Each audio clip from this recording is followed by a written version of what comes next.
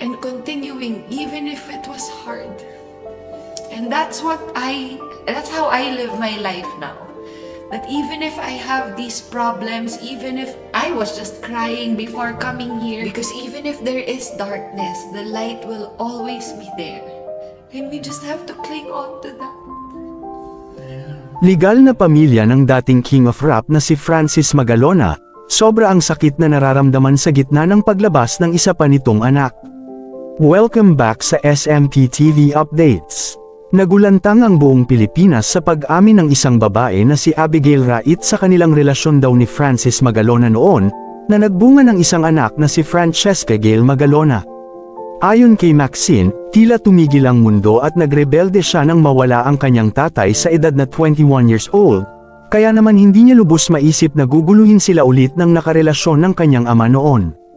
Iba't iba ang reaksyon ng mga netizens sa biglang paglantad ng babaeng ito at hindi makapaniwala ang madlang people sa nasabing revelasyon. May mga humanga sa tapang ni Abigail Rait na ilantad at ipagsigawan sa buong mundo ang dati nilang relasyon ng OPM icon, at ang pagkakaroon nila ng anak, pero may mga bumatikos at bashers rin sa kanya.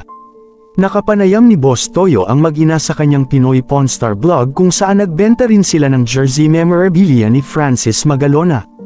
Nagbanggit pa ito ng mga katagang, "What we had was real at we exist."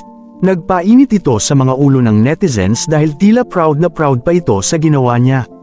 Samantala, tikong pa rin ang bibig ng ibang mga kapatid at anak ni Pia Magalona, at hinahangaan sila ng netizens dahil dedma sila sa isyu na yun.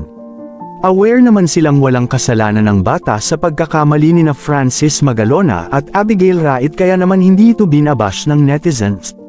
Biktima lang din ito ng mga maling desisyon ng kanilang mga magulang. Maraming tao ang naaawa sa pamilyang Magalona, lalo na ang asawa ng yumaong master rapper na si Pia Arroyo Magalona, dahil ito ang nag-alaga kay Francis Magalona hanggang sa nawalan ito ng hininga. Nasasaktan daw ang mga anak ni Francis Magalona, katulad na lang ni Maxine Magalona na hanggang ngayon ay patuloy ang paglaban sa kanyang mental health. May mga nagsabi rin na tila ginagamit lang ni Abigail at ng anak niyang si Gail Francesca si Francis Magalona para magpaka-kontrobersyal, lalo pat mismo ang dating flight attendant na ang nagsabi na may planong pumasok sa showbiz ang anak niyang si Francesca. Kamakailan ay dumalaw din sina Abigail at Francesca sa puntod ni Francis Magalona kasabay ng paggunita sa kaarawan nito. Samantala, pahayag ng ilang netizens, dapat ay hindi na lang nagpa-interview si Abigail dahil pwede namang masettle ang problema privately. Nagduda din sila dahil kunji mahalaga daw ang jersey sa kanya, ay sana hindi na niya ito binenta. Anong masasabi ninyo sa balitang ito?